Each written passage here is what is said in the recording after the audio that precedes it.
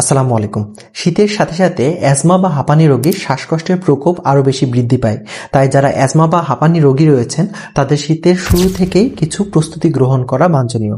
সেগুলোর মধ্যে প্রথমে রয়েছে যারা প্রতিদিন সকালে হাঁটেন, এমন অ্যাজমা বা হাঁপানি রোগী সকালে হাঁটাটা পরিহার করাই ভালো, কারণ সকালে তাপমাত্রার অনেক বেশি তারতম্য হয় এবং এ সময় বিভিন্ন হিমবাহ থাকে যা আমাদের শ্বাসনালীর ভিতরে গেলে অ্যাজমা হাঁপানির জটিলতা আরও বেশি বৃদ্ধি পায়। 2 নম্বরে রয়েছে বাইরে ধুলাবালিতে অবশ্যই মাস্ক ব্যবহার করবেন। এই সকল ধুলাবালি আপনার শ্বাসকষ্টে যদি প্রবেশ করে তাহলে কিন্তু অ্যাজমা বা হাঁপানির প্রকোপ আরও বেশি বৃদ্ধি পাবে। 3 নম্বরে রয়েছে যে সকল খাবার আপনার অ্যালার্জি বাড়ায় সে সকল খাবার এই সময় একেবারে অ্যাভয়েড করাই ভালো।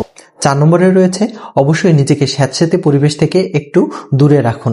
5 নম্বরে রয়েছে অবশ্যই চিকিৎসকের পরামর্শে শীতের শুরু থেকে অ্যাজমা প্রতিরোধকারী এমন ওষুধ সেবন করা শুরু করুন এবং আপনার বাড়িতে